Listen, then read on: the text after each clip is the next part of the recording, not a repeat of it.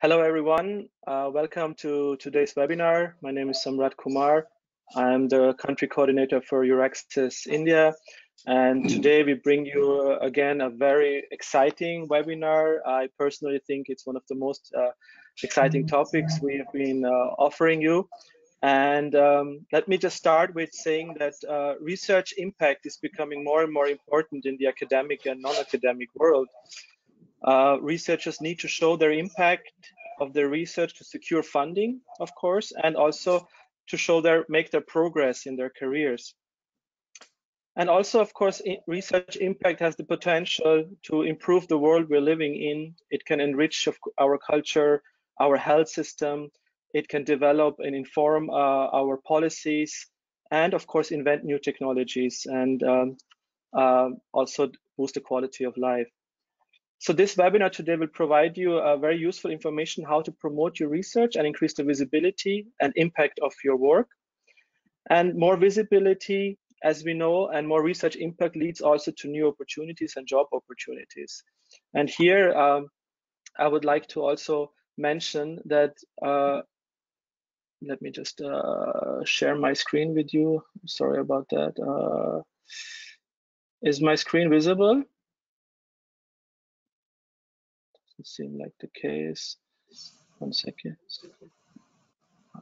Not yet. Yeah. Okay, sorry. Show my screen. Yeah, here we go.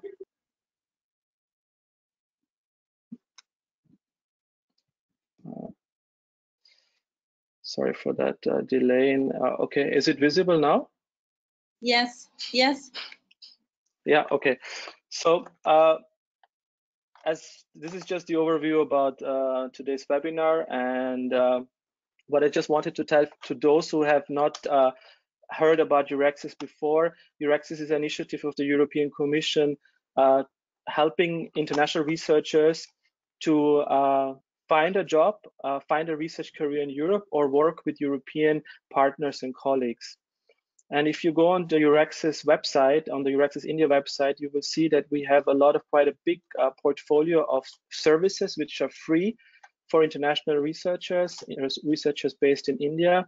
We have a job and funding portal where we list daily, like there are currently more than 10,000 open job vacancies in research in all fields available, and also funding opportunities, national, international funding agencies which are offering positions to international researchers.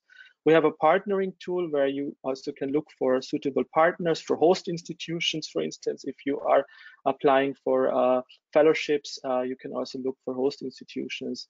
And also in terms of career development and career skills, we also have an information assistance section where we provide you with like very hands-on practical skills, how to develop your career, how to use the opportunity to live in Europe. So there's personalized assistance from our European officers at Euraxis who are very keen to help you if you are interested to move and do your research or work in Europe. And we also have a global network known as Euraxis Worldwide, where we have offices not only in India, but also in other countries and continents, including North America, South America, Korea, Japan, Australia. You also have the possibility to connect with a larger pool of international researchers worldwide.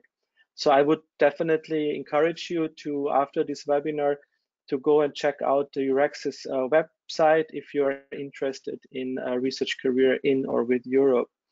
Here is the possibility also to sign up and become a member for free, and also have all the accesses. Some of the accesses on the portal of the Euraxis portal are limited only to members, but if you sign up and become a member for free, you have the opportunity to access all of them.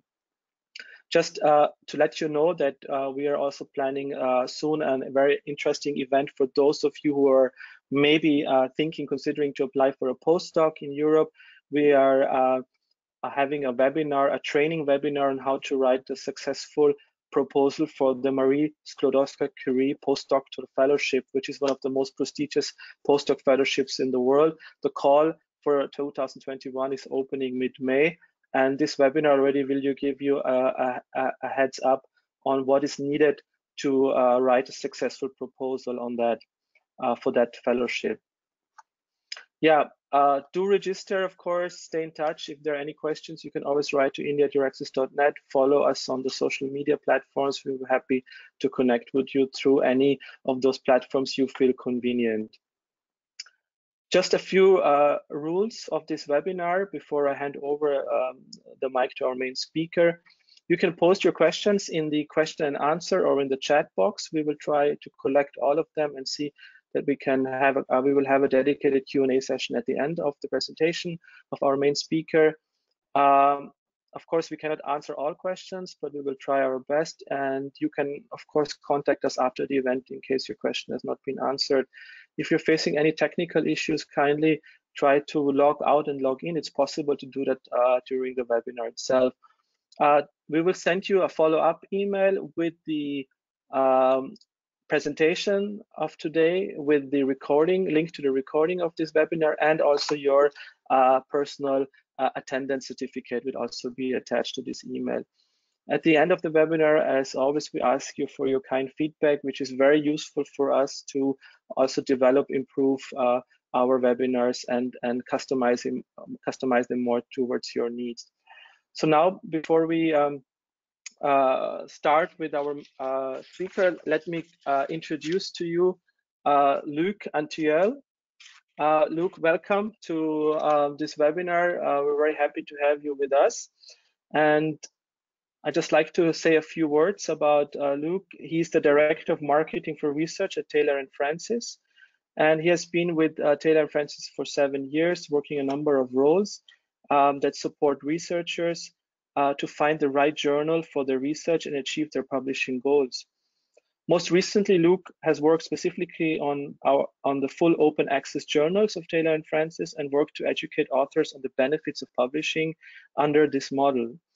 Prior to joining Taylor & Francis, Luc's background was in geography, and he completed his BSc at the University of Southampton, UK.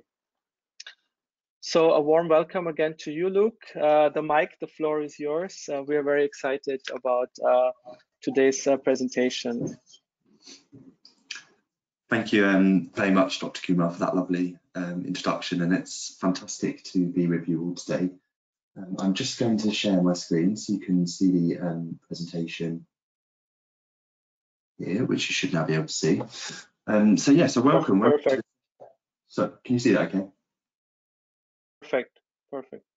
Yeah, perfect. So welcome all everyone to this session. I hope you're going to find this very useful. I think Dr. Kumar's just given a nice introduction to why increasing the visibility and impact of your research is so important, and it is very well worth discussing. My name obviously is Luc Antiel. I come from Taylor & Francis, where I've worked for approximately 7 years now, so I know the business and the industry very well, and I hope to impart some wisdom to you today. But please do ask lots of questions as you go through. We'll get to as many as we can at the end. And just to also say that we're going to be doing some live polling on 2 occasions during the webinar today, using a tool called Mentimeter. Some of you might have used it before in similar sessions. I'll give you more instructions when we get there near the time. But the only thing to say at this point is to just have another device nearby to you, like a phone, a tablet, or just make sure you're able to open another window on your browser without leaving the webinar, because you'll need to do that to do the polling when the time comes.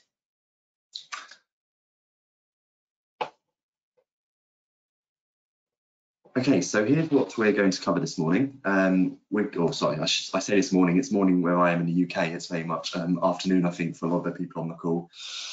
So obviously I'm going to introduce the topic first. I'll talk a little bit about why it matters for authors to share their research. Why should this be important to you? We'll then do a really deep look at some of the channels that are available for researchers to share their research. And we'll particularly focus on press releases and media promotion, and also social media as well. They're 2 quite different channels, but very, very important, particularly within certain subject areas. Finally, we'll look at the resources and training that's available for you away from this webinar, so the tools and tips that are out there for you to use. And then, as I said, there'll be plenty of time at the end for any questions that you might have as well. Okay, so in 2021, it really has never been easier to create content, and you probably see this at every point in your lives. You have a whole range of tools at your fingertips to instantly promote any research that you publish. Many of those tools are cheap, they're really quick to implement, and they allow you to reach really big communities of potential readers. It's also particularly easy if your work has been published open access or is freely available within the journal you publish it, because a major barrier, therefore, to you publicising that research has been removed. Authors can view any publicity you produce, click through to the article and read it straight away, which is a massive barrier being removed to it. However, there's a big challenge here as well. More articles are being published than ever before. And the online world is really awash with engaging content. If you open up a social media feed, you'll probably see exactly that. Everyone is fighting for the same attention. Research has shown that readers online have an average attention span of approximately 8 seconds. So therefore, any promotion you do, anything you post into the world needs to have a really clear hook to engage your audience quickly. And even once you have engaged people, there's absolutely no guarantee that they're going to click through to your article and digest all of the intricacies of the research you've carried out. And all this as well comes against the backdrop of funders and institutions demanding more and more impact from the research they support. So authors are really now asked more and more to find a way to promote their work and prove that impact back to ultimately the people who are paying for your research. So they need lots of support, you need lots of support, and there's plenty of people who will give you that support. I'm hopefully one of those people as a publisher, but we'll talk later on in the presentation about other places as well where you can get that help and support. So I promised you some live polling, just to ease you all into the session. So I want you to have a think about the different groups of people researchers are trying to reach when they promote their research. So these can be as broad or as specific as you like, but really, who are the different groups of people that researchers are trying to reach? So, as I said earlier, if you have another device nearby, or if you just open up another window in your browser, if you can go to menti.com, that's MENTI.com, and then it will ask you to enter a code, which you can see on the screen here, which is 94545879. And then when you do that, you'll see that question being asked on screen: which groups are researchers trying to reach when you promote your research? And you can just add any answers in there, and it'll begin to populate your answers as a word cloud, so we can have a look at the different answers that people have been given. And what we'll do then is try and pick out the most important groups that you feel you should be trying to reach when you promote your research. Just to also say that all your answers are completely anonymous. I won't know who said anything, and no one else on the call will know who has said something. So there's no such thing as a silly answer. We'd really like to get a feel for who you feel are the important groups that you're trying to reach.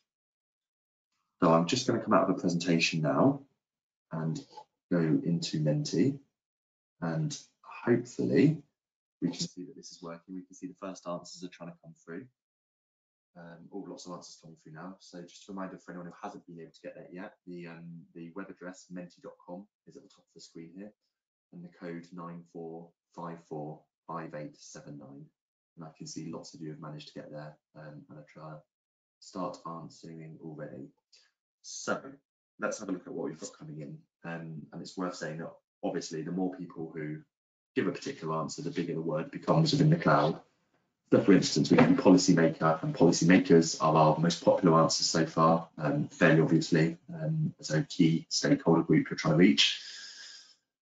We're certainly getting more than our fair share here of subject communities mentioned. So I can see, it's just moved out my way, but biochemistry is there, materials engineering, materials scientists, social scientists, lots of different subject area groups being mentioned there. So academics, I'm assuming, but also potentially researchers and students as well within those groups.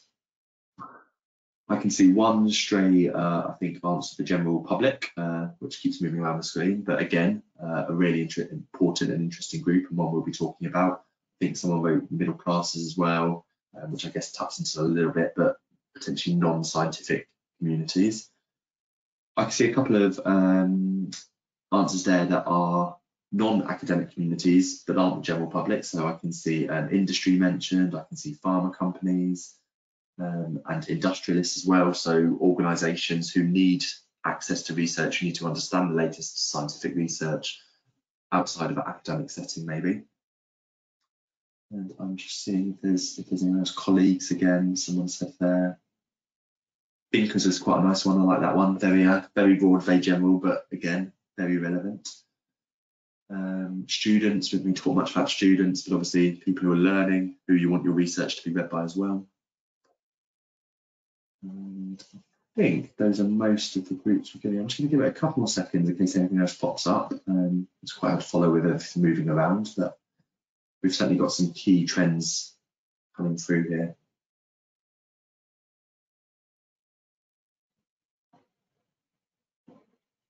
Yeah. Businessmen is another new one. I suppose again that's slightly linked to some of the non-academic stakeholders we talked about as well. Okay, brilliant. Well, thank you everyone. I think they're just slowing down now, so we'll call that there. But certainly you've picked up there on all the key groups you would have been looking at. You picked up on the academic groups, the faculty groups that you'll be looking to reach with your research, the policy makers, the non-academic stakeholders around industry and other research organisations, and also the general public as well. So we've really picked up there on the key groups that we'll be looking at. So I am now going to go back into the presentation. You can keep adding answers to that if you want, and it will continue to populate as we go. Okay, so that is the end of the first section, exploring the groups you're trying to reach. I'm just going to make sure that that's moved on it now. So the next section of the presentation thinks about why does it matter. So we've talked about what we're trying to do here. Why does it matter and why is it important? So I think that a number of these reasons will probably be known to you already, but I'm going to go through them all one by one because I think they're all equally important. The first thing, as some of you will identified on that last screen, is that it's obviously really important that your research is discovered by your peers. And by that, I really mean other researchers, because the whole scientific process works by scientists and your peers building upon the meaningful breakthroughs that you may make yourself. That in turn, obviously delivers value to either your institution or your research funder. So as I say, when a university or when a research funder is funding these research projects, what they're really looking for are key values coming out of that project that advance science and that ultimately make people's lives better, whichever field you're working in. So the more you can do that, communicate your research, build upon the breakthroughs you find, the more value you are ultimately delivering back to your institution and research funder. And then of course that in turn helps your own career development. It becomes much easier for you then to sit in promotion meetings or other similar forums where you've got really meaningful statistics and evidence of how your research has made a big difference within your field to then go on and secure that advancement that you will be looking for. It's also really important to support the dissemination of your research to non-academic stakeholders. And again, you've highlighted many of those on the last slide as well, but particularly policymakers and the general public. These are people who may not easily see your research because they're not actively looking for scientific papers in the same way that academic stakeholders might be, but are a really important group, particularly around proving the value of your research and making sure it has impact within the real world. You need to be able to justify the value of your research. And again, that comes back a little bit to the point we made about institutions and research funders, but to other groups as well. And then finally, and as a publisher, this point is quite important to us, it helps to develop the journals and the vehicles that your research is published in.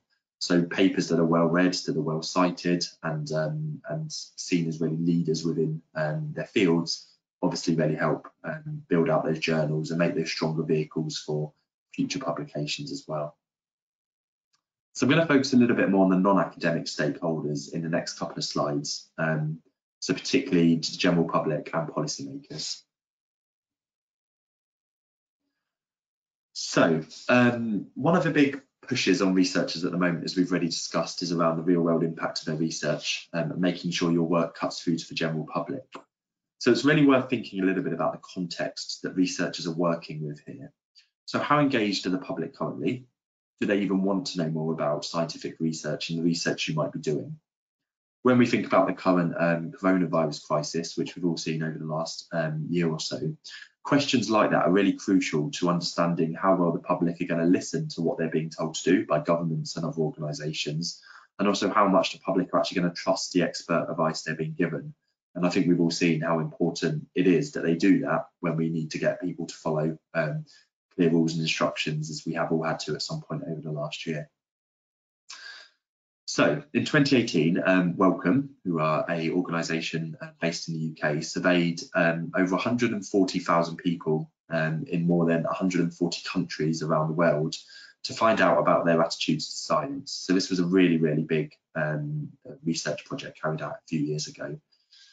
So on the left-hand side of the screen, you can see there are 5 percentage values, and on the right-hand side, there are 5 statements. And what I'd like you to do is have a go at matching the percentage values with the statements that are given. There's no poll this time, nothing to do on menti.com. This is just something for you just to do quickly on a piece of paper or in your head. Just have a go at what you think, how the statistics on the left match up to the attitudes given on the right-hand side. And I'll give you about a minute to do that while I read through it. So option A is 70%, option B is 23%, option C is 62%, option D is 53%, and option E is 14%. And the statements are that they, number 1, want to learn more about science. Number 2, have low levels of trust in scientists. Number 3, they feel the work that scientists do benefits people like them. Number 4, they say they did not learn about science in school. And number 5, the percentage of 15 to 29-year-olds who say they know some or a lot about science. So each of those percentage values matches up to one of those statements on the right. I'll give you just a few more seconds to match those.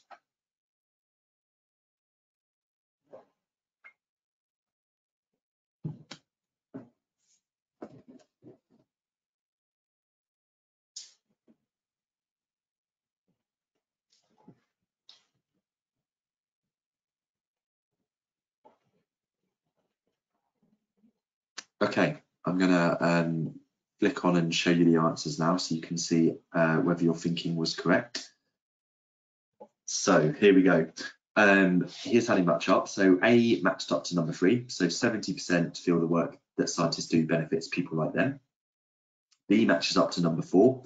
23% say they did not learn about science in school. C matches up to number 1. 62% say they want to learn more about science. D matches up to number 5. 53% of the 15 to 29-year-olds say they already know some or a lot about science. And E matches up to number 2. So 14% of people have low levels of trust in scientists. So of course, there's huge global variation in the answers, particularly around levels of education and trust in scientists, as you'd probably imagine. But for the purposes of this discussion, I think that 62% figure is really, really interesting. So those are members of the public who actively want to learn more about science, and they present a huge opportunity for authors who can cut through to that group. I know there's a lot of people on the call today from India. So this just provides a little bit of country level data from India, because as I said, there's a lot of global variation in the numbers from the same Wellcome report. So you can see here that in India, 59% of people say they learned about science in secondary school, which is great, but it equally means that 41% didn't, which is above the global average we saw on the last slide. However, in the younger age categories, shown on the left-hand side of the bar on that graph there, you can see that the figure who did learn about science at school in the 15 to 29-year-old age group is much higher at 73%, which bodes obviously really well for the future. Only 21% have high trust of science, but again, that figure is higher in younger age groups. And that's probably because the relatively low 65% of people in India feel that science benefits people like them. So I think this insight is really important. It shows the challenge of potentially engaging the general public within India specifically, but also the importance of attempting to do so. And you begin to think about how society might change over the coming years as more time passes. The role you play as researchers in explaining the value of your research and the way it can improve people's lives is therefore a really clear challenge, but of huge importance and really crucial to increasing the engagement that people have with science. Okay, so the next section of the presentation is going to dig in a little bit more into the how and the tools and the tactics available to authors to promote their research. So I'm going to start with a quote.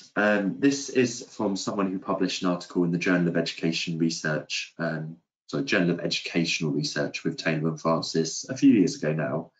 and he's a assistant professor who's based in the United States. And as I say, he published an article with us, and his article was publicised really highly, both by the author and by Taylor and Francis.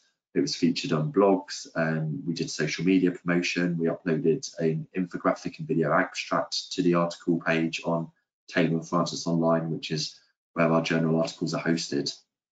And the article performed really well. In 3 months, his article was downloaded over 2,000 times. He reached over 28,000 people on social media, and he had really good reach as well through other forms of media. He wrote this quote for us to use in presentations like this. I'm going to read it because I think it's really, really helpful and quite important from an author's perspective. He said that publicising an article is work, but it's worth it. I've received more emails about my article in the past 2 months than I have about all my other work in the previous year. Another university has invited me to visit because of my work, and my students are more excited about research because they see the attention it is getting. Not every article I write will be as interesting to the public, but I will definitely be working to do what I can to rustle up some interest in my work in the future. So that's really helpful from an author perspective, and I think what is particularly interesting there is how he realises that not every article that you write as an author can be interesting to the public. And there's a big piece of work to do to really think about what the individual hook is for every article you write, and then how you can promote that article to the right groups of people based on where you feel the opportunity is. So this leads us to think then a little bit about the channels that are actually available to yourselves as authors of articles or as researchers to promote your research. So not all of these channels will be available to every researcher, but a good number of them are, and also not all of them will be relevant either. So that's really for you to think about as to which is best for the article you're uniquely trying to promote. But just to run through these, so firstly, repositories. So you have the opportunity to upload your article in most cases either to an institutional repository or a subject repository. And that can be a really helpful way of just ensuring that your article can be more findable by peers or by people based at your institution as well. Obviously not hugely relevant at the moment, but conferences in a normal world, particularly offline conferences where you can meet face to face, are a wonderful way of promoting your article, and I'll talk a bit more about those a little bit later. Preprints, so you may choose to publish on a preprint server an earlier version of your article, and that's absolutely fine, and also a really good way to promote your article quickly if the findings are really time sensitive and important to be built upon quickly. We see that a lot with medical researchers, as you can imagine. Teaching, many of you will have teaching responsibilities for your university or institution. So including your article in any teaching that you do, putting it on a reading list is a really good way to help it be found, and also sharing it within workshops, seminars, places like that too. Media and press releases, this is a fantastic way to get your article noticed by journalists, particularly if you feel your article is newsworthy and right at the sort of cutting edge of research within a particular field. That's obviously one of the key ways that you can cut through to the general public, as you'd imagine. Videos, lots and lots of authors now are using video to promote their article. It's never been easier to record video, and high quality video as well.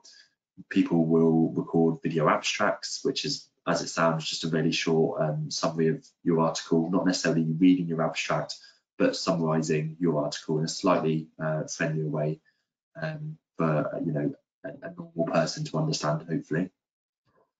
You might choose to promote your article on either your own blog or a website, or even someone else's blog if there's an established blog within your field. You might email a link to your article to your friends, colleagues, other relevant stakeholders as well. Now that can be done very easily. Again, if your article is open access, literally you just send them the link and anyone can then read and access your article. Or if your article has been published on a subscription model in a subscription journal, you can often be given by a publisher free, what we call e-prints at Taylor and Francis, which are basically access tokens for people to go in there and read your article without having to pay to do so. You can promote your article on social media, and we'll talk a lot more about social media in a minute. You can write a policy briefing, and this is a really key way of reaching policymakers, and we'll talk more about that later as well.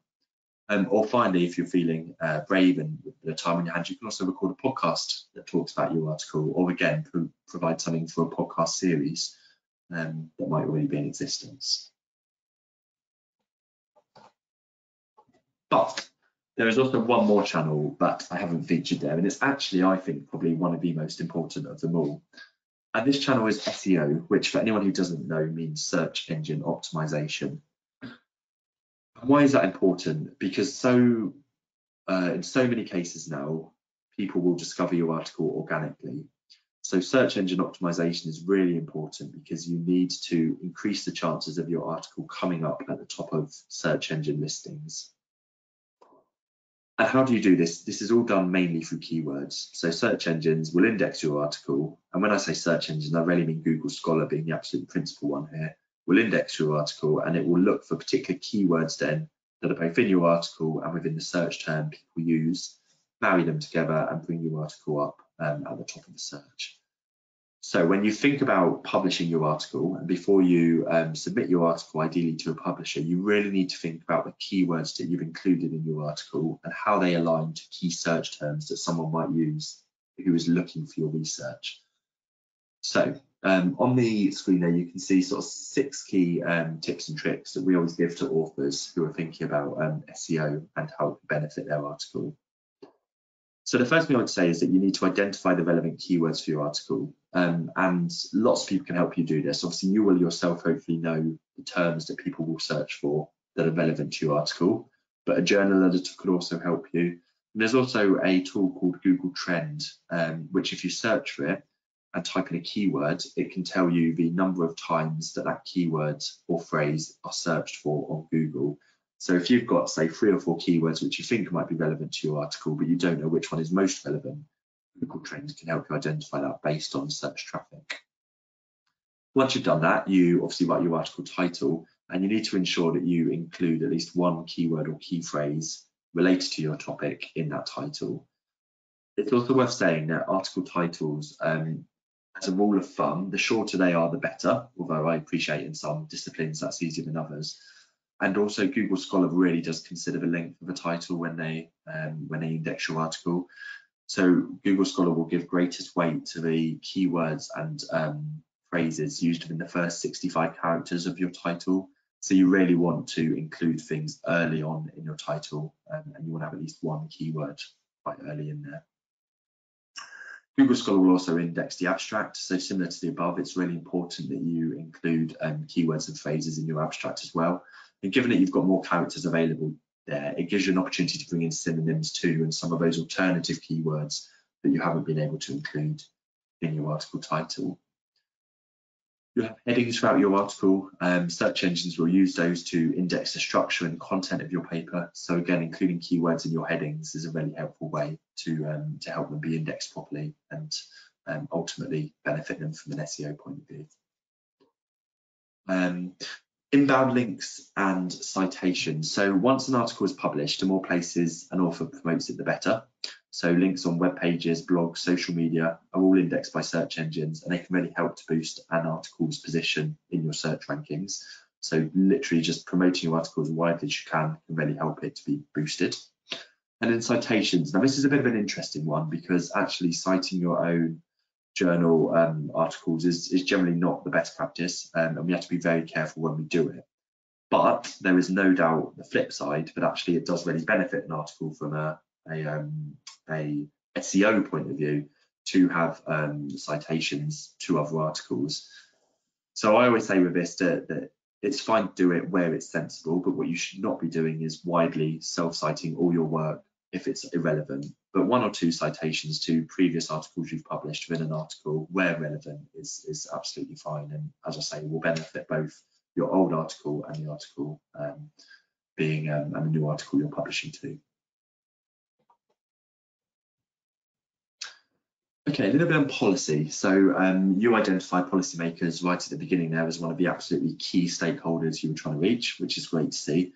But they're also actually one of the most difficult groups to reach, because here what you're really talking about are getting your research to governments or parliamentarians who are people who do not have a lot of time, who often don't understand the intricacies of your research, and who will have plenty of competing sort of priorities on their agenda as well to think about. But the flip side of that is that governments are increasingly asking higher education institutions to show how money spent is improving society. So policymakers themselves are actively looking for this information, and they're looking for briefings and tools that can help them understand the research that's being published and how it could have a real world and societal impact. So it's definitely a time-intensive area for you, but potentially the benefits to your research and your career from doing this are numerous and really, really positive. So there's a huge focus here on networking. So understanding who the key policymakers are, the timelines for the policy that they're developing, and how you can get known by them. So who are they? How do you get your way in through the door? Who do they know, and who can introduce you? One of the key things that you can do as a researcher is to create a policy brief. So this is a really short summary of your research paper, normally one-sided paper, outlining the key outcomes from it that can affect government policy. So needless to say, that it has to be really concise, it has to be really easily understandable, and it may outline how the current or proposed policy approach is failing and offer simple, practical steps that should instead be implemented. So I see you are implementing a new policy on this. I think this is the wrong approach. I've recently carried out this piece of research, which instead has made this recommendations, and these are the practical steps that you should now take forward. Once you've created that briefing, you will then need to obviously get it to the right person within the organisation who can influence that policy. And that's where that networking piece comes in. So hopefully there'll be people around you who can help. So people within your own institution, the journal editor who will know relevant people who you can share that with. Alternatively, you can use tools like LinkedIn to identify relevant people. You can hopefully reach people through conferences and other events. And there might be alternative ways as well that are relevant to your country that I'm not thinking about. Working with an organisation called Sense About Science, we've created these two guides that you can see on the screen here. One covers the European Parliament, the other covers the UK Parliament, and they're basically smart infographics which provide lots more information and advice to help you get your research into either of those parliaments. Even though they're focused on both Europe and the UK, actually the tools and the tips here are applicable basically to any government and any parliament in the world. So I'd really recommend you having a look at these if this is something that's of more interest. It gives you a really nice breakdown of steps to follow, groups to reach, and actions to take. So well worth having a look at that if you want more information on reaching policymakers. And I'll say at the end how you can get to those resources. And then finally, a little bit on conferences. We always get asked about conferences. I guess as academics and researchers, you will typically probably all have attended, I think, a conference or event at some point, whether it's a big sort of international conference or just a small event hosted within your institution. Most people will have been to these.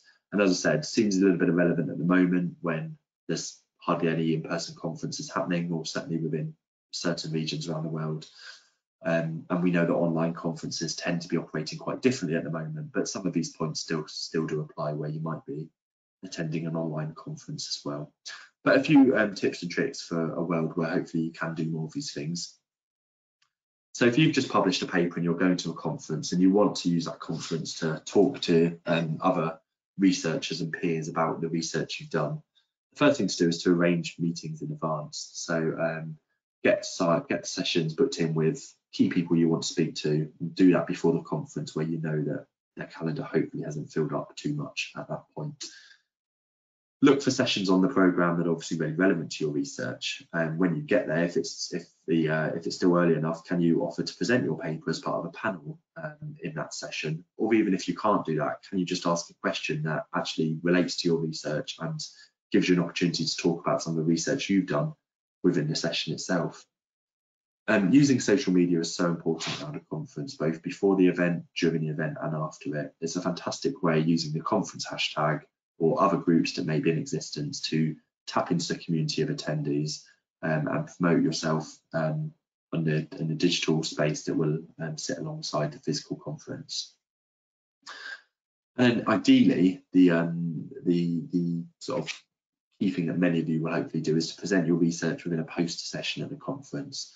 So hopefully many of you will know about these. They typically take place where lots and lots of posters are put up, and then you can go and talk about your research at a designated time of the conference. So you want to prepare a 2 to 3 minute elevator pitch for the research you've done. You want to make this short, snappy, really, really clear, and obviously use that to coincide with a visual poster that you'll have created as well. Don't include too much text on the poster. People probably aren't going to have lots of time to read it, so really think about the design and really think about what are the key points you want to get across, and make those really front and center of what you've got there. And finally, and most importantly, use that poster as a really good opportunity to direct researchers to your article. Include links to it, include shortened links through Bitly or other URL shorteners so people can get to your research really easily. And then hopefully once you've then built up some interest through that session, they can take that away and go and read your research after it. Okay, so as I promised, we're now going to do a slightly deeper dive into 2 areas: press releases in the media and social media. So that's what the next 2 parts of the presentation will cover.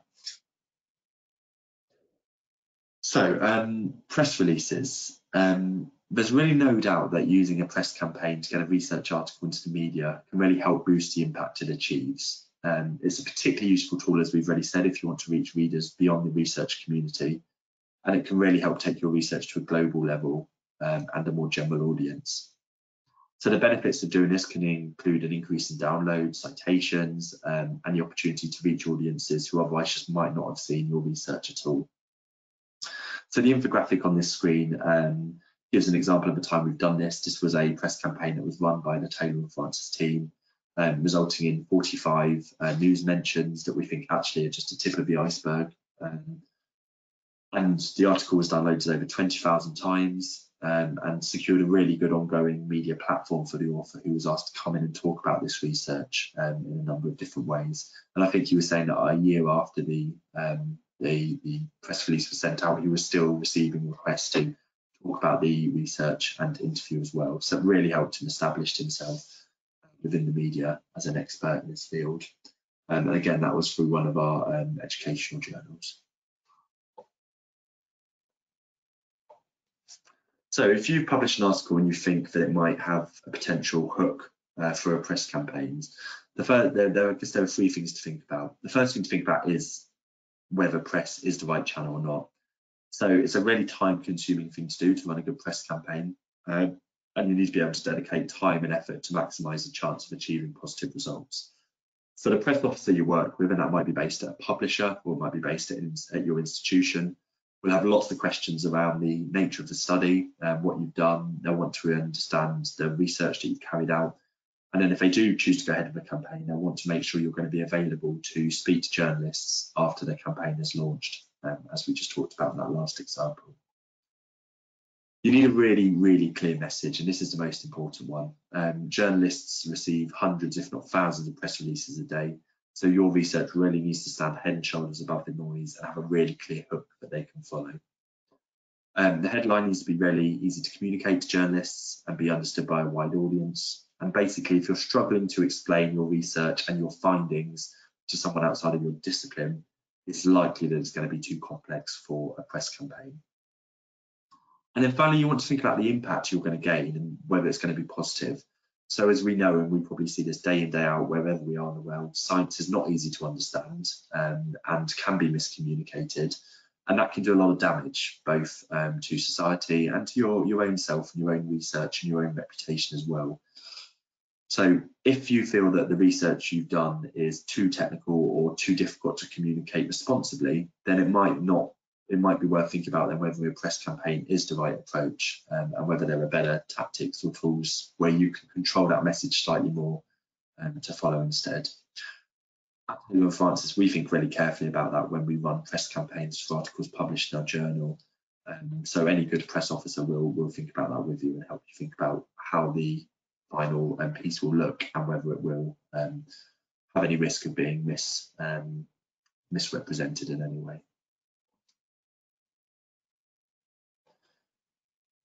Okay, so thinking about the research that does tend to make the news, so think about the hooks that when we say your article needs a hook, what that actually means. So there are 4 real areas that affect whether research is going to likely have cut through on a press campaign. First one is it a major discovery? So these are always going to be the types of research that are going to do best. If it's a major discovery in a field that people can relate to, then it's highly likely to succeed through a press campaign. If it's a field of research that's quite niche, then no matter how major the leap forward is, it's still going to fall under the radar for most people, just because it's going to be quite hard for people to understand. Does that have a major impact on society? Does it affect everyday life? And what does it mean for the average person? Putting people, and particularly the general public, at the centre of the story often makes it far more relatable for a wider audience. So that's really something that a journalist will think about when deciding whether to run with the story or not. Is there a recommendation for a change in practice? So this is particularly rewarding when you communicate to the press. So why should something be done differently? Often driving change excuse me, takes a good deal of lobbying and much longer form communication in one individual press campaign, but it can really help to bolster significant progress forward on highlighting a particular issue. And lastly, is it timely? So ideally, this should be research which adds something of value to the current media narrative. So as you'd all expect at the moment, lots of coronavirus research has been launched to the media, so that's obviously the big topic at the moment. But journalists are always on the lookout for relevant press releases which tune into the debate that might be taking place at the moment. And obviously timing therefore is key as to when you try to launch these things. So the flip side of that are things to avoid. So the first one is published research. So if your research has already been published, it can be a major disadvantage. Obviously, journalists prefer to cover breaking news. So if an article has already been published, it vastly reduces its chances of making the cut. So when we run campaigns at Taylor & Francis, we present all our press releases to journalists under embargo, and that embargo period is a period of time whereby before the article is published, where we'll share that information with journalists and allow them to write up their article and their news feature. If it's interesting but not news, then that's also unlikely to work as well. So, for instance, it might be something that's doesn't offer anything novel. There's no clear hook for a journalist to cover, and therefore they're not going to be able to. Although the findings are really interesting and the recommendations might be interesting, there's unlikely to be a hook there that means they can take it to the general public. We've talked a little bit about niche areas of research, but just to reiterate that point again, if the research focuses on a very specific region of the world or a very particular subject area that maybe doesn't attract mainstream attention typically, it's going to be less likely to be picked up by journalists. Journalists will really be looking at the size of the study, the global reach of it, if they're working for big global organisations. Whereas if your subject, so if your study has been quite small and regional in nature, you might want to look for a more regional media centre to run with the story instead. So for instance, there's normally national science media centres who can work with you to work with more local press contacts, where you've got a press release which you actually feel is more specific for one particular region. And then finally, sample sizes, as I said, really important. Many journalists will ask about this. So large scale or longer term studies are more likely to grab journalists' attention than something which is not really yet mature enough. So if your research is still at quite an early stage, it might be worth waiting until it's developed further before you present it to a broader audience via a press campaign. And then finally, having no one available to talk and answer questions is a major disadvantage for journalists. So when they either choose to run with your news story and create an article to go with it, or when it's launched and they want to interview people for radio or TV or podcasts, it's really important they have someone available who can, at quick notice, go on and talk to them to make sure that they enrich the piece that they're running and provides the voice of the author, which can really give credibility. Okay, so that there is a very whistle-stop tour on what media campaigns are, what makes them likely to succeed, what are the things you want to avoid, and what are the things you want to look to definitely do. And if you'd like to find out more about promoting your research to the media, there's a whole wealth of different resources which can be found online. You'll see there a link to the Taylor & Francis Services site, which includes our press nomination form. So if you have published an article in a Taylor and Francis journal and you feel that actually there is a really good hook and a really good potential for a press campaign, we will work with you on that campaign and we will run that campaign for you. All you have to do is fill out this form here, which just asks you for a bit of information about your article, and then a member from our media team will get in touch with you and work with you on that release if they feel it's something to take forward. There are also other media centres I mentioned, so Science Media Centre, lots of different countries, you can see listed there, and yeah, lots of different organisations, and wherever you are in the world, there's likely a national level media centre who can help you run a more targeted regional campaign. And finally, your own institution, for those of you who are based within universities, will often have a press office whose job it is to help you take your research and promote it to an audience of journalists if they and you feel that it has a really good hook and a really good potential to make a splash in the media. Finally, if anyone has any questions on this or wants a bit more information, there's an email address at the bottom of the screen there, newsroom@taylorandfrancis.com, and that takes you directly through to our press and media team, who would be more than happy to help and support you if they possibly can. Okay, and the second channel I wanted to do a slightly deeper dive on today is social media. I'm pretty sure that the vast majority of you on this call will use social media every day in one form or another. If you don't, you've done very well to manage to avoid it. So you'll be quite familiar with the channels, I imagine, already. Maybe less so though on how it could be used to really effectively promote your research. So we often get asked, why is there value in using why is there value in sharing your research on social media? And this quote here helps to hopefully highlight why being on social media can be valuable.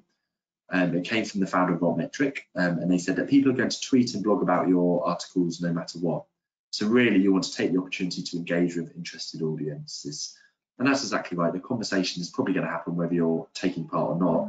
So actually, by being a leading voice within it, being active in that conversation, you are making sure that you maximise it and increase the chances of your work being talked about in a way that's fair and proper. So values and risks. There are a mixture of values and risks when it comes to using social media, but I would argue that there is a lot more value overall. So you can learn a huge amount about the people you want to reach just by watching conversations and interacting. And so our audience are there already, the groups are set up, and you can really learn about them and understand who is there. It's a real-time interaction, so it takes place in real time, which is a really good thing. It happens quickly, it's quick and easy to do, and therefore, you know, it's something that isn't going to be time-consuming in the same way that some of the other channels we've talked about could be. You're able to test and learn really quickly through social media, so you can put a post out there, see how it goes in terms of engagement, and then improve it, or do the same thing again if you feel it's working really well. You get a really instant sense of how people are responding to your posts, given how rapid everything is within those channels. And obviously, finally, brand building. It's a really effective way to build your own brand, to become known in the subject area you're working within. And beyond your institution, you've probably got a really good network of peers within your institution and a little bit beyond. This can really help you engage with more global audiences and audiences away from your immediate geographical area. The risks are all largely around not being able to invest in social media properly, be that through time or financial reasons maybe, and also for what happens when things get out of control. And this is probably the question we get asked most. So for instance, the one thing that researchers are most worried about is trolling, is saying the wrong thing, receiving negative impacts and somehow harming their reputation or damaging their personal brand on social media. We'll talk a little bit about that in a minute and some of the tools that are available to help you avoid that and also manage it if things do go wrong. And the last point there is quite an important one. People also say you don't really own it, and that's exactly right. You know, there is a permanency to these channels, even given how quick they are as well, in that you can put a post up and even if you then delete it, it could still have been screenshotted by someone and it could still exist somewhere longer term. So you do have to be well aware that these are channels that you can't really own and control. And once you press that send button, the message is out there. What about a few key points and a few tips and tricks to help people do it well? The first one is you don't need to be everywhere doing everything. Don't try to promote your article through every single social media platform you can think of. Instead, think about the places where your audiences are. There might be really established groups on Facebook, or on Twitter, or on LinkedIn, where relevant people in your subject area have clustered together and formed a community. If that's the case, just use one channel. You don't need to use all of them. Just do one channel really well, as opposed to trying to do all of them and spreading yourself quite thinly. Social media really allows you to share a expert voice, and don't ever devalue that. So no one knows your research as well as you do, and that's why it's quite important that you do engage in these conversations where they are taking place. So remember that, and with so much information out there and with so much misinformation out there, your expert voice is actually really, really important, and being able to represent your research is really crucial. And finally, the olive branch there is quite symbolic, really. Don't try to communicate your research in too much detail. One of the really common mistakes I see is an author will try to promote their research on social media just by copying their abstract and posting it. And that's actually quite a bad way to do it, because the average Facebook user in that case, or Twitter or LinkedIn user, is not going to have probably enough time within those 8 seconds we talked about earlier to read through your whole abstract and digest it in any detail. Instead, what you really want to do is just provide a really short text summary, a couple of snappy points about what your research is or the key findings you're trying to communicate. Use lots of images, pictures, images, graphics, videos, anything like that you might have that are relevant can all be really helpful and can help more than just long blocks of text. What you really want this to be is an olive branch for people to follow to find your more detailed findings and discussion actually at home of a research article where they can read more once you've grabbed them. Okay, so here's a quick sort of list of tips then to go through when thinking about social media to promote your research. So firstly, know your audience, think about who you're trying to reach, and think about what you want to achieve overall. What is your objective? So do you want to just increase the number of views and downloads of your research article, or are you trying to meet new people and grow your own network, or spark a conversation within an existing group? All of those different things, you'll do slightly different things around how you post and who you and where you post as well. So those are all worth thinking about. Choose your social platform carefully based on the information above. We've talked about that already. I'd say that for the sort of the away from China, where obviously platforms are a little bit different, in most of the rest of the world, then the platforms we see used most are obviously Twitter, Facebook, and LinkedIn. And obviously each of those has different benefits, but there are lots of other platforms as well which you might want to look at. Create compelling posts, so really what will resonate with this audience, thinking again about as little text as possible, and graphics, images, videos where you have them. And build your community, involve yourself in a conversation. Don't feel it has to be a one-way thing. Social media should really be social, and you want to be conversing as opposed to necessarily just having a one-way push of information out into the world. And then finally, a couple of resources. I mentioned that we have a guide for researchers who are experiencing harassment. This was created with the Science Media Centre. Really, really good tool, this. So if at any point in your career you find that you are in a bit of a situation on social media which is proving difficult, or if you just want to find more information about how you can avoid such situations occurring in the middle, this guide is a really, really great guide to download. It's available on our Author Services website, which I'll point you to at the end. And yeah, really, really useful to help you manage social media well and avoid difficult situations occurring. And there's also another post as well on the Author Services which covers skills that researchers of the future might need. And there's lots of information there about social media and how to do it effectively. So I hope that gives you a useful grounding really for how to manage those channels. Okay, I'm pleased to say, and you'll be pleased to hear, no doubt, that we're coming to the end of my part of the presentation now. So this is our last section, which just points you to some more resources and training that is available to authors. So before we do that, we've got, I just need to quickly, sorry.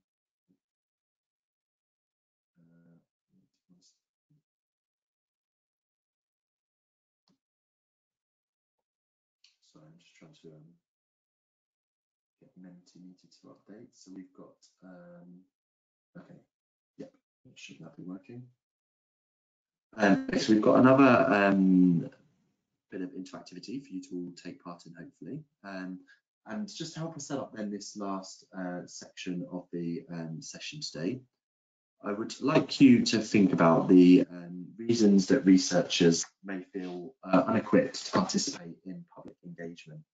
So there was a Wellcome study, another one done about 5 years ago now. It's a little while ago, but the findings are still very relevant. And basically asked researchers, what are the barriers to promoting your research? What are the reasons that you feel you can't, you feel unequipped to do it? And what I would like you to do is try and have a guess at what you think some of those reasons that they gave were. So again, by navigating to menti.com, same code as before if it asks you for a code. And then you should see that question answered. And I'd like you just to tell me what you think the key blockers and the key barriers are to prevent people participating in public engagement and just general other promotion of research. And we're going to go back into Mentimeter and we'll have a look again at some of those responses as they come in. Okay, and we've got 2 answers already, so thank you for those. Slightly different this time, they won't come through as a word cloud, they'll come through as just a list, so they'll present slightly differently on the screen.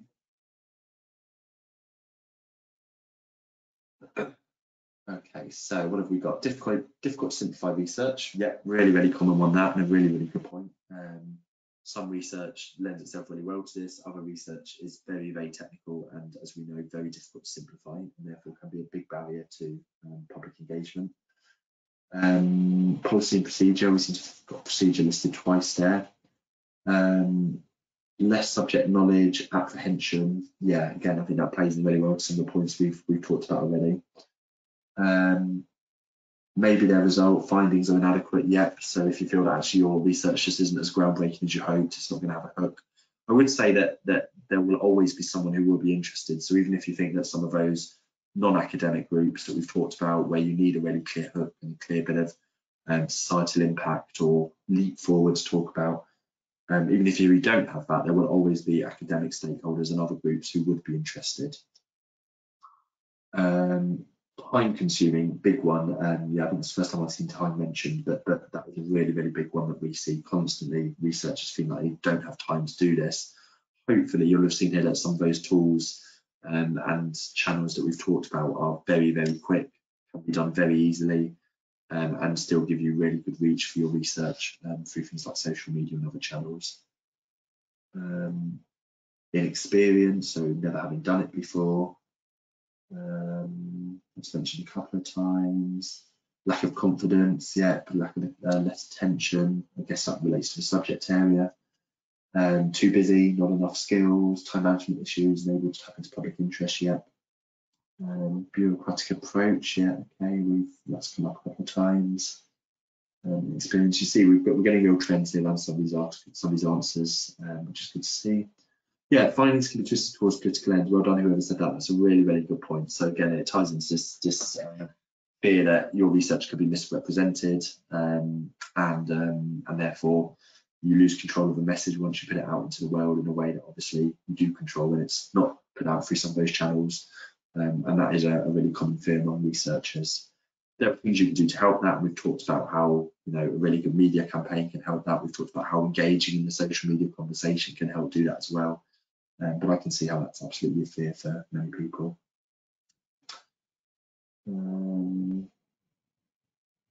Yeah, awkward questions, inadequate appearance, fear of public speaking, yeah, all very valid points. Obviously, the opposite of that is through some of those digital channels, actually you don't have to worry about public speaking. You control what you put out and when, and you do that in a way that makes you feel comfortable. So it's not like you necessarily do have to stand up in a conference or in a room full of people if you don't want to. There are other ways of doing it. But yeah, I think you picked up on lots of common ones there. Lack of confidence kind of definitely come up a few times. Time has come up a few times. Bureaucracy and approaches has come up a bit as well. There's one big one which I normally see in these presentations, which hasn't come up, I don't think. So that's one I don't think you've mentioned, and that is around sometimes researchers feel that they don't want others to steal their results and to potentially cut in ahead of them on another plan for a future project they have. So the fear is that if you publicise your research too widely, the future direction of it will be stolen by another researcher, and you won't be able to necessarily then do the next project you had in mind. So that's something I hear a lot in these sessions, and I always say that it's something that you shouldn't worry about. It's unlikely to happen firstly, and actually hopefully presents opportunities for collaboration if others are trying to pick up in similar areas to you as well. But obviously it really goes against, I guess, how science works if people feel that they shouldn't promote their research because they don't want others to build on their ideas and take things forward. So that is quite a common one we hear as well. Okay, brilliant. I'm going to come out of that now. Thank you very much. I think you've picked up on the really key points there. We will go back to the presentation, and the next slide actually looks at the answers that picked up on from the Wellcome survey. So the six key reasons that researchers gave were lack of training, lack of experience, lack of time, lack of confidence, feeling like they don't have the necessary skills, and feeling like they just don't know how to get involved as well. And you can see the percentage of people in each case who thought that, and I think you've picked up on all of those as themes there as well. It's worth saying that you can't fix all of those. You can't fix them. Journal editors, publishers, we can't solve all of those problems. But there are things we can do. We can't give you more time, for instance, but we can certainly give you training. We can certainly give you point you to the right places to help you find out how to get involved and upskill you in a way that gives you more confidence to talk really passionately through the right channels about the research that you've carried out. So these are some really good areas that you can go to for more resources and training, hopefully beyond what we've covered in the webinar today. So the first one, I've talked about the Taylor & Francis Author Services website a lot this morning. This is I'm obviously biased, but it's a really fantastic website providing lots and lots of information to support researchers who do or don't publish with Taylor & Francis. So anyone can use the site. There's loads and loads of information. There's a whole section of the site dedicated to post-publication support, and it features really good advice to authors across all the channels we've outlined today. It's a really, really good place to go and have a look, and there'll be a link to it at the end of the website, and I'd recommend you taking a look if you can. Institutions will offer support. There's a link to a page there from one particular Indian university, but most institutions will have similar information on their websites through their research offices, which are all around helping researchers to promote their research and providing tips and tricks for researchers to follow. So do have a look at your institutional website if you haven't already. As you'd imagine, in the 21st century, YouTube is a really key area to go. You can find explainer videos for just about anything in the world on YouTube, and promoting your research is absolutely no exception to that. So I've got a link there to the PhD Diaries, which is one YouTube channel which was created by a researcher who was navigating the world of research and publishing, and she actually includes a diary entry or video within that channel that's all around how to promote their research and things that worked for her. But there are lots of other similar peer-to-peer channels as well, and you might be following people on YouTube already who can give you some video explainers there too. If you're lucky enough to have a research funder, lots of funders offer support in this area. As we've talked about a couple of times, it's in their interests for researchers to be promoting their research well, so many will do that, and there's a link there to Wellcome and some of the support they offer. Podcasts and webinars can offer support. So at Taylor & Francis, we have a podcast series called How Research Has Changed the World, which features really key publications and the real world impact of that research. As well as the podcast series, though, there's also 2 learning programs, one tailored to early career researchers and one tailored to mid-career researchers. These are free of charge, they all happen online, and they basically provide you with training and support to grow your research profile and to ensure that your research has impact. So really, really valuable. They're really well put together, and I'll share a link to those in a minute as well. And then finally, away from publishers and the tools we could support, there are lots of community blogs and forums as well for researchers, where you can go and ask questions, speak to your peers, and receive support as well. And the link to the screen there that's a biomechanics forum, so really specific area of engineering, but most subject areas will have similar forums, or as I say, communities set up on social media sites as well. Hopefully you're aware of some of those already. So yeah, the learning programs I just mentioned, these are really, really worth a look if you have time to do so. There's a link on that screen there, a bit.ly link, bit.ly/2MSVQJ7. If you go to that link right now, you'll be able to have a look at these learning programs in a bit more information. As I said, there are two of them. One is tailored towards early career researchers, and one is tailored towards more middle career researchers. So depending on your age and your career stage, there should be something for you. And they basically offer you lots of support into how to grow your research profile and ensure that your research has impact moving forward. As I said, they're completely free. They're delivered via email over a period of 12 weeks, completely self-managed. So no one will check in on you or anything like that, but lots and lots of useful advice in there. And definitely worth having a look at using the link that's on the screen now if you feel able to. And then finally, a final call out for me to our Author Services website. A lot of the content of the presentation today has come from that site, and there is a link to that on the screen as well, authorservices.taylorandfrancis.com. You can see when you get there, that's the homepage. You can see, and it's really split out to help support you through every step of your publishing journey, from drafting an article, choosing a journal, going through peer review, having your article accepted. But the final section of the site there, number 8, around promoting your work, and also at the top where you see the menu that says research impact, there is lots and lots of information on there covering all the channels we've talked about today as to how to use those channels effectively and really help you grow the profile of your research and maximise the impact through whichever channel you choose. So yeah, well worth a look at this site if you feel it could help you and there's any area here that you want to read into in more detail. And that, I am very pleased to say, is the end of my presentation. So I really hope you found that useful. There's a lot to cover there, obviously in quite a short space of time, but we've obviously dug into a lot of those different channels in a bit more depth. I'm now going to, I think Dr. Kumar is with us as well again, so I'm just going to ask if there's any questions, and I think we've got 15 minutes left to try and answer any if there are. Yeah, thank you so much, Luke, for this very detailed and informative session. I think you gave us a very sound overview why research impact matters, why visibility of our research matters, why we should engage with the public, and how we should do it. You know, the different channels, I think, were very useful for our audience. And we have questions who come in, and I just wanted to pick up the last Mentimeter, which you were showing about the barriers. I think one of the issues which Indian researchers have, you know, been addressing here also is that here in India there's a very conservative way of doing research and publishing. There's less knowledge about how the importance of public engagement, how to promote yourself through social media, and thus Indian researchers are a bit apprehensive when it comes to engagement with social media. It might be that there are fears of their credibility.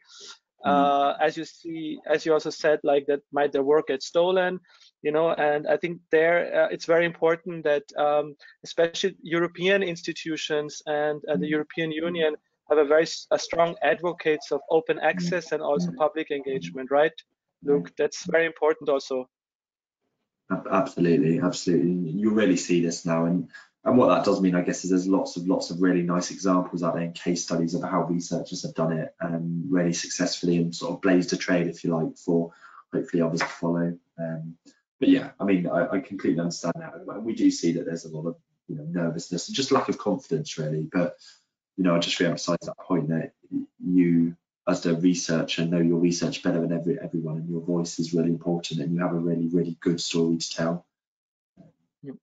Yeah, And I think today's webinar is boosting the confidence in you all to really go out and make your research more public and engage with the larger audience. Luke, we have a few questions which we have the time to take them. So question number one: if a publication is not in an open access mode, as an author, can we share our full text in social media or in a personal blog? Like if it's already published but not in an open access, but it's still possible to post it on social media? Yeah, I mean, what you should be sharing on social media or the blog, obviously, is a link to the article. So link to the article on the publishing site, as opposed to a big block of text from the article, if that's what the question is referring to. As I said at Taylor and Francis, if your article is not published in an open access journal, that's absolutely fine. And we offer every one of our authors 50 free tokens, which is a particular URL that any user can use. Click through your article and it'll be freely available for them to read for exactly this purpose, for the people that you most want to share your article with and make sure they can read it. And we're not unique in doing that. Other major publishers will offer similar things as well. So whoever you publish with, you should see that as a benefit. So what you really want to do then, find out about that. Get the unique codes that you need to from your publisher, and share those then through social media and your blog as well. And it's very unlikely that you're going to max out on those 50 tokens through a social media post. And if you do, brilliant. But that's the best way to do it. Otherwise, just share the link to your article on the publisher page, and then users will at least be able to get a good feel for it there and read it there as well. Okay, thank you for that. Next question was, like, in order to increase one's impact, would you suggest to already include stakeholders from the beginning stage of the research? Like, should a researcher already, shout out to potential stakeholders and policy officers, policymakers about the research? Yeah. Fantastic idea. Yeah, absolutely. The earlier in the process you can start thinking about this, the better. And particularly where you think about things like media campaigns, the earlier in the process you speak to your press office or key groups you might want to reach those campaigns, policymakers, anything like that, the better, and the more likely you will be successful. So yes, and obviously as the lead author, that can be done by you. If you're working with other authors and other researchers as well, they can help you with that work. But absolutely, you don't want to ideally leave this all till right before you publish the article. The earlier the better, particularly around those bigger pieces of work, media campaigns, policy briefings, things like that. The earlier you do, the better. Another question is, you already mentioned it. It's time consuming. It might even cost some money. What is the impact and the outcome? Like, like whatever I have to put in for this campaign, is it worth the outcome? Like that's one of the questions. Like, isn't it better I focus on my research and improve the quality, rather I try to engage with through those channels? Yeah, I mean, I suppose my answer to that is that, to me, and you others might disagree with this, your research only really has value if it's read and digested and understood. That's where your research takes on most value. So some of these channels are absolutely time consuming. They do take a bit of work. You have to do quite a lot to get success through some of these campaign types, but the value that comes back to your research as a result is huge, and is really does enrich your paper, the work you've done in your career as well. And that's, I think, where it's really important then that every single researcher and every single author needs to think about the right channels for them in their research. I'm not saying that for every paper you publish you need to spend hours and hours working on media campaigns, speaking to your press office, writing policy briefings. Absolutely not. But you should try to do something for every paper you publish, and whether that is just some social media promotion, which can be done within minutes and hours at worst, or or sending out some emails to key stakeholders, which again won't take you at all. Things like that, little things can still make a really, really big impact. Cumulatively, that can really then grow your reach, grow your network, and make a big difference to how widely read your paper is, and ultimately then increase the chance of it being cited, which then in turn means that I think that it brings much more value back to the research you've done first up, which if you don't do any of those things, you really do rely on people just finding your paper organically, and you can't have any guarantee at all, I'm afraid, that will happen. Of course. Yeah. Thank you so much for that, Luke. Another question, it's coming from some of our younger researchers here, is what tips you have for those researchers who want to boost their career and maybe have only published one or none article or nothing yet, you know, like how can they, you know, promote themselves more? Yeah, absolutely. Talk about what you are doing. So if you haven't published anything yet, that's absolutely fine. Talk about what you are doing. So talk about the research you're doing. Share what you can. You know, what you feel you can share. So I'm trying to think of a good example. I can't think of one off the top of my head.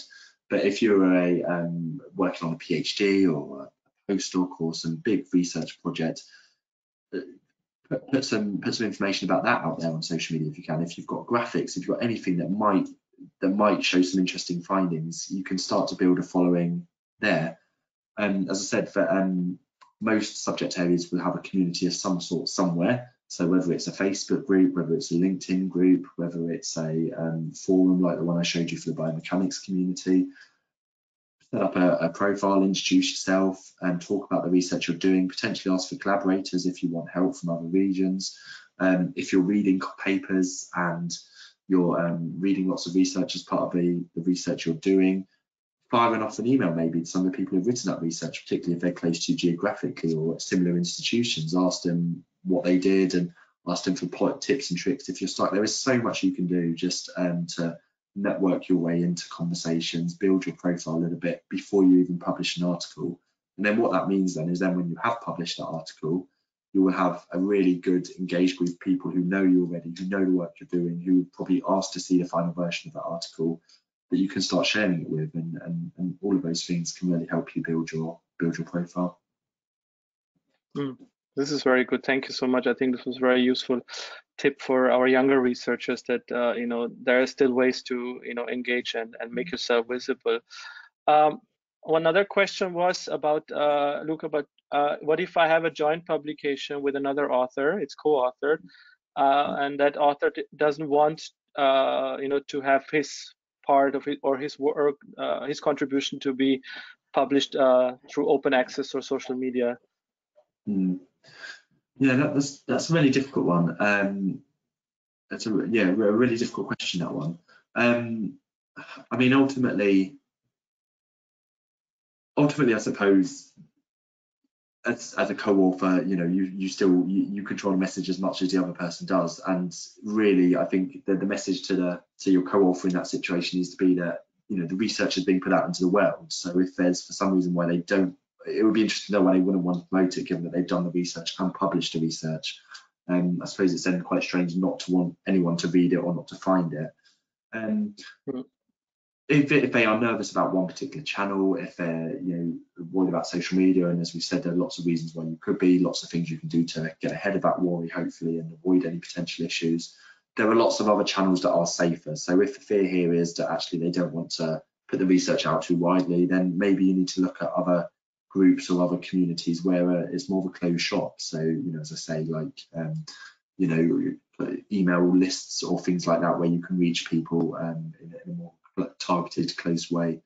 There will always be something you can do, and hopefully in that situation you can try and convince the person that actually it's in the best interests and in the interest of your research to really have it publicly available and being widely found and read, because ultimately that is what's going to get you noticed and grow your profile.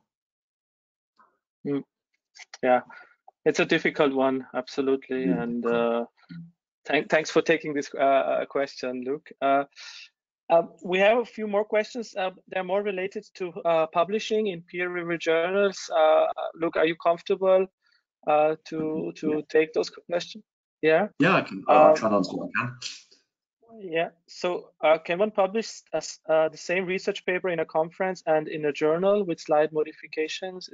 Would that be accepted by the publisher if it's already been presented or published in a conference book? Yeah, that should be absolutely fine. I mean, the key thing from a publisher's point of view is that the article, has not been published in another journal before. We obviously would not want that to be submitted to more than one journal at a time or certainly not published in more than one journal. But yes, you can publish a paper in a journal that's been presented at a conference. Some conferences will also have relationships with particular journals whereby they will publish conference papers within a journal, so you might need to check on that to make sure there's no agreement or arrangement in place, but otherwise yeah, you can absolutely do that.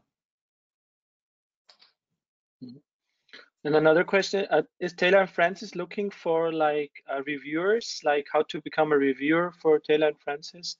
Do you have any linked information on that? Absolutely, we are. I mean, we're always looking for good quality reviewers, as you can imagine at the moment as well, with so much research taking place in particular fields, it's really important. I would say if you want to become a reviewer, the best thing to do is to think about the journals that you read the most or that potentially you might have written for before, and speak to the editor-in-chief or a member of the editorial board for that journal, and let them know that that's your intention, because we don't tend to control too much of the review process as a publisher. It's more down to the editor and the editorial board to select reviewers and send articles out for review. So really, that is a conversation you're best off having at the journal level with a particular editor or editorial board member. Okay, thanks for that. Also, like we're close to the end, Luke. I think we can end it here. It has been a great session. Thanks so much. And I really hope to the audience that you found it useful. And as I said, we will share the link of this recording in case you want to look at it again, but also the presentation with you in the follow-up email. Thank you so much. Wishing you a nice afternoon wherever you are. And kindly take 2 minutes to fill out our feedback form, which will pop up at your desktop after I close this webinar. Okay, Luke, thanks again. Take care. Bye. Thank you so much, everyone. Thank you. Bye. Thank you.